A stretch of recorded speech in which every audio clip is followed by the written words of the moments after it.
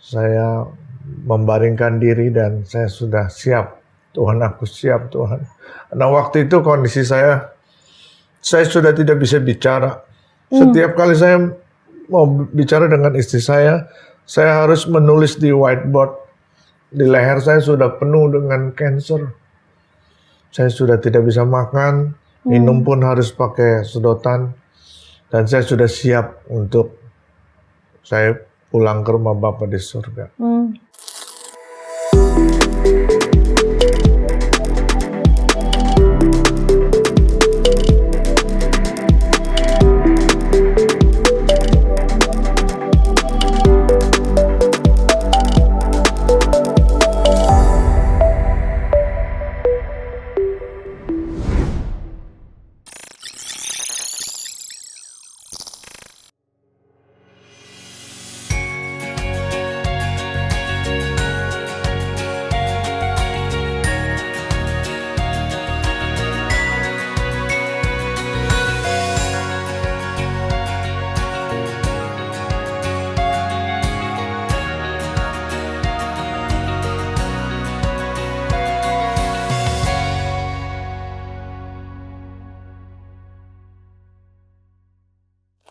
Jadi Pak Jonathan setelah dapat firman seperti itu, saya dengar sempat juga saking sakitnya, sudah berpikir bahwa hari itu akan meninggal gitu ya. Betul ya Pak Jonathan ya? Betul, jadi itu di Manado. Di Manado ya? Yang tadi saya bilang, rasa sakitnya itu udah mulai over. Jadi yang tadinya hanya sesekali, jadi lebih sering. Iya. Dan istri saya pun panik. Sempat panik karena tidak tahu mau berbuat apa. Dia nggak bisa buat apa-apa karena rasa sakitnya itu terus menerus. Nah, disitulah di dalam hati, tapi saya tidak bicara sama istri saya. Di dalam hati saya berkata begini, Tuhan, kalau memang lewat penyakit ini saya harus dipanggil Tuhan, saya siap. Tapi Tuhan, saya punya permintaan, biarlah saya dipanggil Tuhan di rumah yang Tuhan berikan kepada saya. Dan saya sungguh-sungguh siap waktu itu untuk kembali kepada Bapa di surga. Saya cuma minta Tuhan sertai saya dalam perjalanan pulang. Dalam kondisi sakit, tidak bisa tidur. Saya ingat pagi itu kami harus menjalani perjalanan dari tempat saya tinggal menuju Bandara Samratulangi, itu perjalanan yang cukup jauh. Dan saya harus melewati jalan yang sulit. Sampai di pesawat pun saya sudah terus bergumul kepada Tuhan supaya Tuhan, saya harus tiba di rumahku Tuhan, supaya aku tidak menimbulkan masalah yang sulit buat keluarga. Sampai akhirnya saya tiba di rumah, saya membaringkan diri dan saya sudah siap. Tuhan, aku siap Tuhan. Nah, waktu itu kondisi saya sudah tidak bisa bicara. Setiap kali saya mau bicara dengan istri saya harus menulis di whiteboard. Di leher saya sudah penuh dengan kanker. Saya sudah tidak bisa makan, minum pun harus pakai sedotan. Dan saya sudah siap untuk saya pulang ke rumah Bapa di surga. Waktu itu. Sampai satu saat ada jemaat, beberapa hari kemudian ada jemaat yang mengunjungi saya dan jemaat itu langsung meminta saya untuk segera ke Singapura. Nah, waktu itu sudah ada ide juga Pak untuk ke Singapura berobat? Tidak, belum karena ada sebelumnya. Saya tidak siap secara keuangan.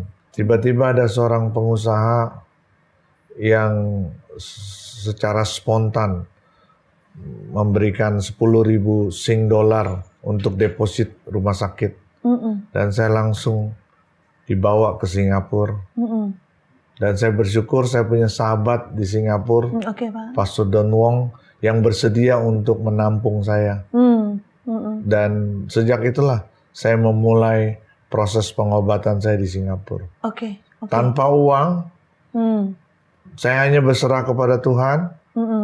Dan saya tahu Tuhan akan gerakan hati orang-orang yang sangat mengasihi saya untuk mereka mengumpulkan dana dan semuanya berjalan betul-betul pertolongan Tuhan. Baik proses kesembuhan, baik juga masalah keuangan, masalah tempat tinggal, dan yang paling luar biasa adalah istri saya menemani saya di rumah sakit dengan kondisi kurang istirahat, tidak ada tempat tidur yang layak, yang nyaman. Tapi Tuhan berikan kesehatan untuk istri saya bisa terus menemani saya siang dan malam. Karena waktu itu setiap 2 jam suster harus ambil darah saya untuk cek. Dan jadi saya tidak bisa tidur dengan nyenyak. Dan istri saya juga harus terbangun-bangun. Betul. Anak saya juga, Tami, harus mondar-mandir di rumah sakit untuk koordinasi dengan dokter dan suster, urus perpanjangan imigrasi dan sebagainya. Dan saya sungguh melihat bagaimana Tuhan baik. Amin. Tuhan baik. Tuhan menyertai selama proses pengobatan. Pada saat saya putus asa karena efek kemo yang begitu menyakitkan, berat. Tapi istri saya tetap memberikan semangat untuk saya bisa bertahan melewati masa-masa yang sulit. Jadi sekalipun di kemo itu tetap terasa sakit ya, Pak? Saya setiap kali kemo 5 hari berturut-turut dimasukkan obat kemo. Seminggu kemudian rasa sakit itu muncul. Dari ujung rambut sampai ujung kaki semuanya sakit. Saya harus minum paracetamol 500 mg 2 butir setiap 3 atau 4 jam untuk meredakan rasa sakit. Dan itu sebabnya saya merasakan bahwa saya sungguh-sungguh ada di lembah yang kelam. Saya benar-benar merasa Tuhan, tidak ada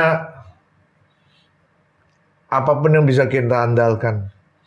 Ketika rasa sakit itu muncul, saya sambil menangis, saya berseru, Tuhan Yesus tolong aku. Tuhan Yesus tolong aku. Tuhan Yesus tolong aku. Hanya itu yang bisa saya lakukan.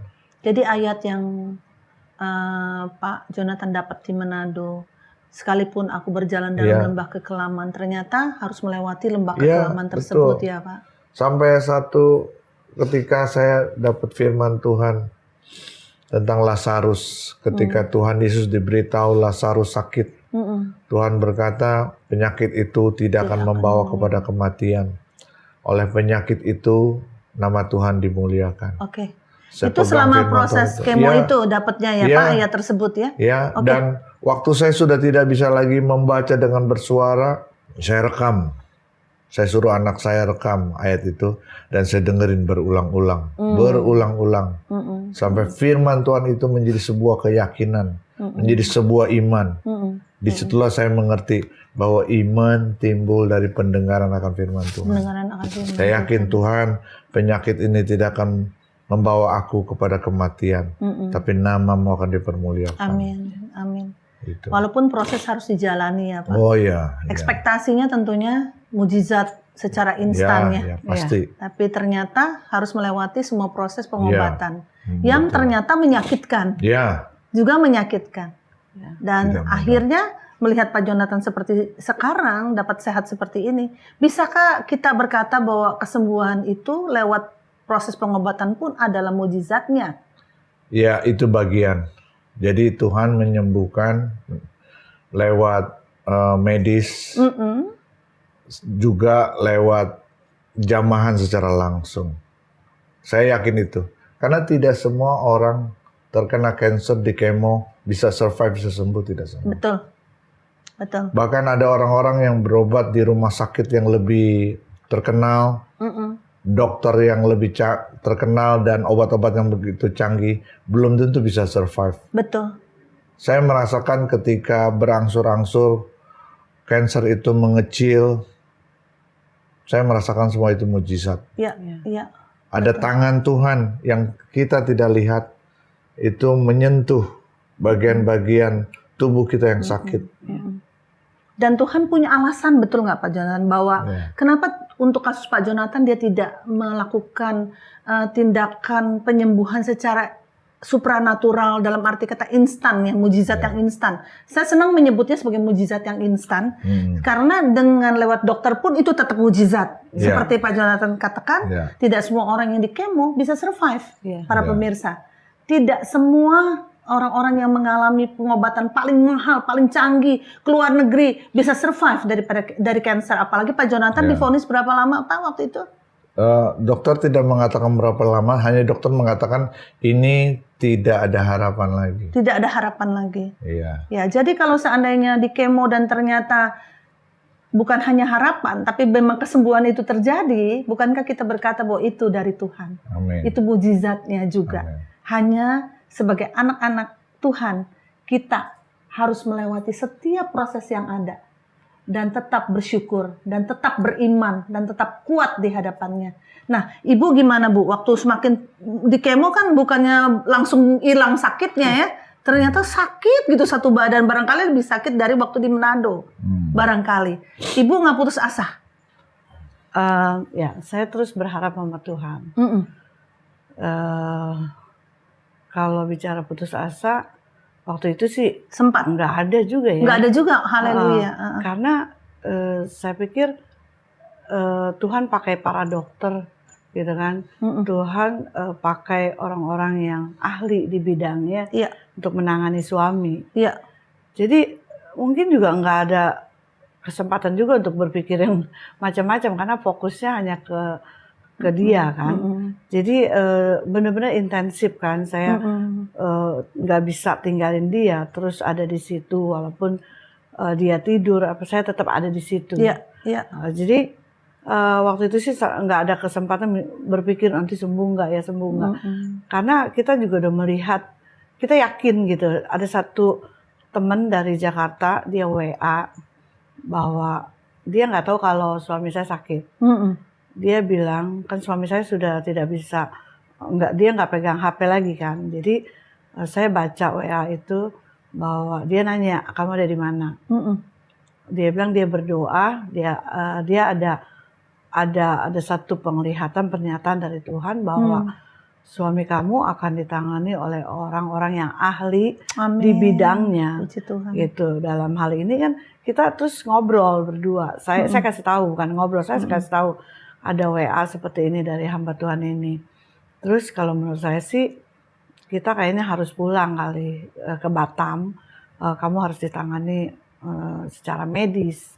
Karena kata-kata itu kan dibilang kamu akan Tuhan akan pakai orang-orang yang ahli di bidangnya gitu. Jadi saya pikir ini kita mungkin harus ke dokter. Oh, ini waktu di Manado ya Ibu dapatnya ya? Iya, itu udah mau akhir-akhir saya bilang ayo pulang, saya mau pulang. Tapi jadi suami saya nggak mau pulang. Dia masih pengen pengobatan di situ. Tapi kondisinya kan sudah semakin parah, sakit terus kan. Saya bilang kita pulang aja. Terus kemudian suami saya akhirnya mau pulang dan kami pulang. Nah dari situ saya pegang.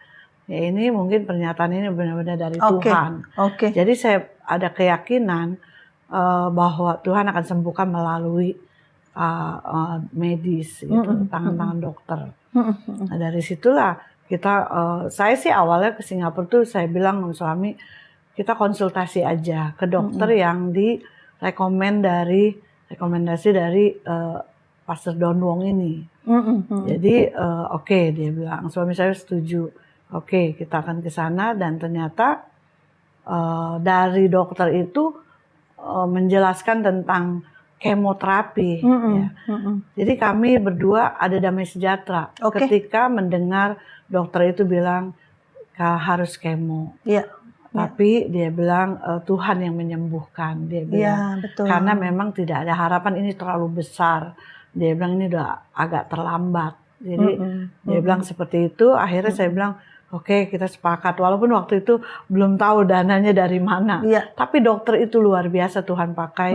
Dia bilang kalau pastor belum ada dana untuk waktu itu deposit ya, pakai uang saya dulu. Luar biasa Tuhan kirim Carmen Wong ya dokter saya Tuhan, juga. Ya Tuhan tuh mengirimkan orang-orang yang luar sungguh biasa. luar biasa. Iya, betul. Ya, betul. terus juga waktu itu ada Kak Billy juga selalu mendampingi kami. Ya, waktu itu jadi itu juga kekuatan buat kami ya, didukung gitu kan.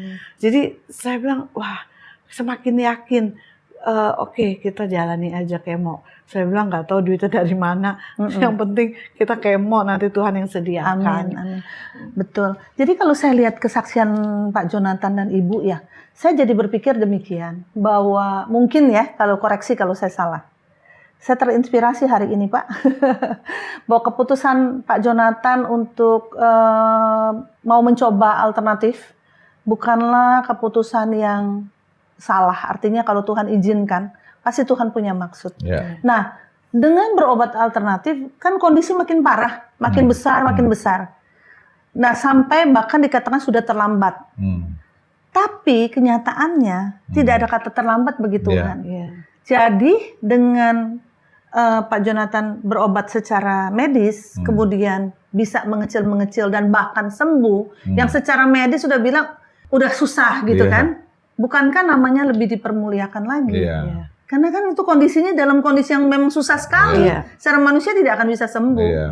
Belum tentu kemo bisa sembuh juga. Stadiumnya menurut saya sudah cukup lanjut kalau udah sebesar itu dan menyebar ke bagian tubuh lain, saya dengar ya Pak. Ya, memang sekali lagi kisah tentang Tuhan Yesus membangkitkan Lazarus itu menginspirasi saya. Ketika Tuhan Yesus diberitahu Lazarus sakit, dia tidak segera datang. Betul. Ada beberapa waktu dia menunda. Betul. Ternyata penundaan itu adalah ada tujuannya. Bagaimana supaya nama Tuhan dimuliakan, mujizat Tuhan dinyatakan. Betul. Nah, saya terasa sekali dalam hidup saya bahwa kenapa nggak langsung aja saya. Nah, jadi memang proses-proses yang tadi kita sudah ceritakan itu adalah membuktikan bahwa Tuhan itu berdaulat penuh atas hidup kita. Amin. Tuhan bisa buat apa saja dalam hidup kita. Ya kan, meskipun menurut dokter terlambat dan sebagainya. Tapi kalau Tuhan mau sembuhkan, nggak ada yang bisa menghalangi. Betul. Terjadi kesembuhan. Dan saya melihat memang campur tangan Tuhan luar biasa. Sampai satu ketika saya baru terjawab pertanyaan saya, di mana kebaikan Tuhan? Lewat ini semuanya. Lewat ini semuanya. Nah, di titik akhirnya baru terlihat, oh ternyata saya ngalami ini hanya untuk menjadi sebuah bukti bahwa Tuhan yang saya sembah adalah Tuhan yang hidup. Amin. Tuhan yang berkuasa. Amin. Tuhan yang sanggup melakukan segala perkara. Memang pahit di depannya. Tapi manis di belakangnya. Amin. Seperti kita makan buah yang ada ujungnya pahit, ada ujungnya manis. Ya, terlebih dahulu kita makan yang pahitnya supaya di akhirnya manis. Nah, kira-kira seperti itulah. Pada waktu dimulai dari vonis dokter, dimulai dari harus berobat ke sana kemari, melewati rasa sakit yang luar biasa, itu pahit sekali kan. Tapi begitu berangsur-angsur sembuh, manisnya mulai kerasa. Saya melihat penyertaan Tuhan sampai satu titik saya berkata, yes Tuhan, semua indah pada waktunya. Amin. Semua indah. Jadi berapa bulan proses kemoterapinya Pak? Sekitar 7-8 bulan lah. Ada di Singapura terus waktu itu? Iya, dan kadang-kadang ketika sudah mulai agak membaik, saya bisa pulang ke Batam. Karena Singapura ke Batam kan dekat. Iya. Gitu. Tinggal naik itu ya, ferry. Ada satu hal lagi yang mungkin saya perlu ceritakan. Ini tentang iman ya. Pada waktu saya sakit, menjalani proses kemoterapi, sementara mama mertua saya atau mama istri saya itu sedang berjuang juga melawan diabetesnya, sampai harus diamputasi kakinya dua-duanya. Dan singkat cerita akhirnya Tuhan memanggil mama mertua saya. Dan itu pas saya sedang sakit. Jadi istri saya ini harus bolak-balik Singapura ke Tangerang. Di Tangerang mamanya sedang berjuang juga melawan penyakit diabetesnya. Di Singapura saya sedang berjuang juga melawan kanker saya. Nah, jadi saya melihat Tuhan itu berikan karunia iman. Bukan cuma iman yang biasa, tapi karunia iman untuk istri saya bisa tabah melewati tantangan itu. Suami sedang berjuang dengan kansernya, mamanya sedang berjuang dengan diabetes dan akhirnya dipanggil Tuhan. Jadi di situ saya bisa melihat bahwa Tuhan itu memberikan kekuatan yang luar biasa kepada istri saya. Iya, betul, Dan saya betul. lihat dia bisa hadapi semua itu dan bisa tetap tabah. Betul. Itu luar betul, biasa. Betul. Sahabat Crosstalk, memang bincang-bincang Crosstalk sebetulnya memang menceritakan bagaimana bahwa orang yang mengasihi Tuhan itu tidaklah kebal terhadap tantangan, tidaklah mengatakan, banyak sekali yang mengatakan, wah ikut Tuhan enak, semua dijamin, semua beres, uang datang sendiri misalnya atau apa dan sebagainya. Tapi ikut Tuhan walaupun tantangan itu ada, iman tetap terjaga, kekuatan daripada Tuhan itu tetap ada saat kita harus melewati banyak sekali tantangan. Kita tetap berdiri dan kita bisa berkata bahwa kekuatan bukan dari diri kita, tetapi dari Tuhan. Pak Jonathan sempat share juga firman Tuhan ya, bahwa pencobaan-pencobaan biasa itu pun Pak Jonathan juga pencobaan-pencobaan yang Tuhan izinkan terjadi dalam hidup kita itu adalah pencobaan-pencobaan biasa yang tidak melebihi kekuatan manusia. Ya, dan pada saat kita diizinkan Tuhan menjalani semuanya, Dia menyediakan jalan keluar supaya kita dapat menanggungnya. Jalan keluar buat ibu adalah kekuatan iman luar biasa, karunia iman. Nggak mudah loh Bu, nggak semua orang bisa. Pak Jonathan bersyukur punya istri seperti ini. Sangat ya. Sungguh hadiah yang luar biasa. Dan juga anak saya yang bungsu Tami, saya melihat dia cukup tegar. Di rumah sakit itu tidak ada spesial tempat untuk menginap. Jadi kalau malam dia harus tidur di sofa-sofa yang di sekitar rumah sakit, di ruang tunggu. Dan itu dijalani sepanjang saya ada di rumah sakit.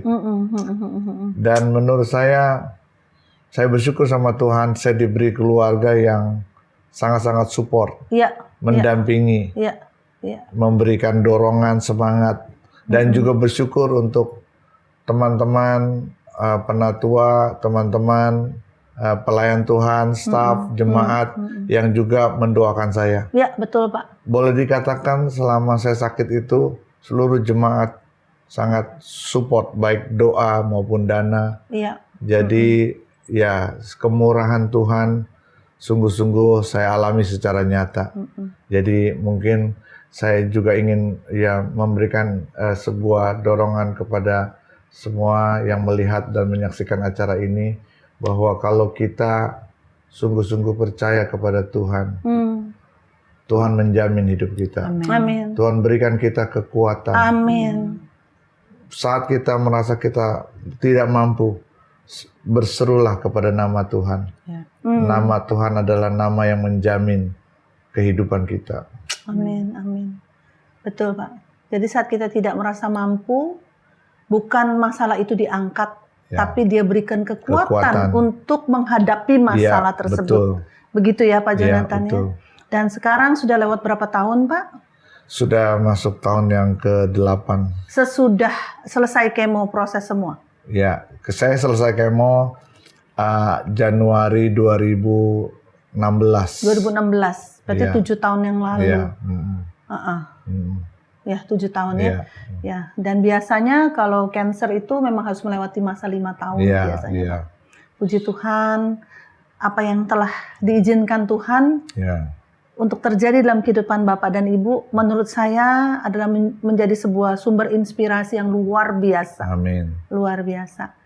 Kita berdoa supaya tayangan ini jadi berkat. Amin. Sahabat Crosstalk, kalau ada di antara kita yang juga menghadapi tantangan yang besar dalam hidup sahabat yang sedang dialami saat-saat ini, apakah itu sakit penyakit, apakah itu masalah keuangan, apakah itu masalah keluarga, kita baru mendengar bagaimana Pak Jonathan dan Ibu sungguh berjalan di dalam Tuhan. Satu persatu Tuhan tolong. Keuangan, keluarga dipulihkan. Melayani Tuhan, kemudian bukan tanpa tantangan. Terjadilah tantangan yang sangat besar dalam hidup mereka. Bahkan Pak Jonathan merasa itulah akhir dari hidupnya. Tapi ternyata bukan demikian. Itu adalah awal di mana kehidupan mereka boleh menjadi berkat bagi begitu banyak orang yang menyatakan tidak ada yang mustahil baginya. Berjalanlah bersamanya, Dan percayalah, Tuhan tidak akan pernah meninggalkan kita menghadapi segala sesuatu sendirian. Haleluya.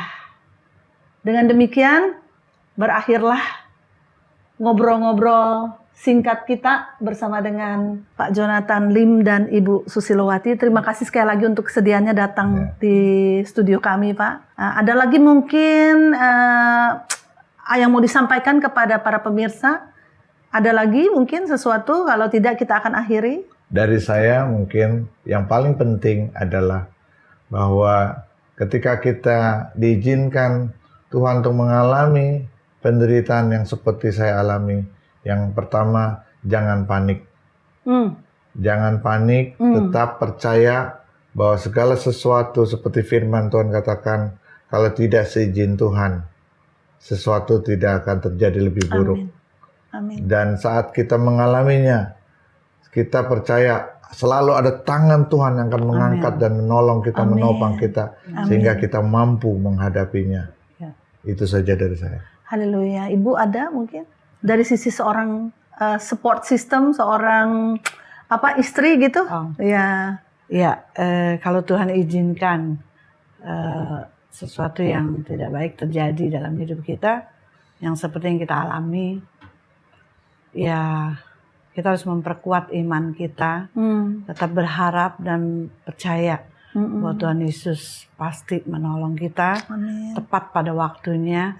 Dan kita harus percaya bahwa penyertaan Tuhan selalu ada di dalam hidup kita. Oke, baik. Tuhan memberkati. Ya, demikian sahabat Crosstalk, pasti kita diberkati dan kita jauh lebih kuat lagi setelah mendengar kesaksian daripada kedua saudara-saudara kita ini. Dengan demikian berakhirlah pertemuan kita, ngobrol-ngobrol kita. Sampai jumpa di Crosstalk edisi ngobrol-ngobrol selanjutnya. Tuhan Yesus memberkati. Sahabat Crosstalk, agar kesaksian ini dapat memberkati lebih banyak orang, yuk like and share video ini kepada keluarga dan teman-teman lainnya.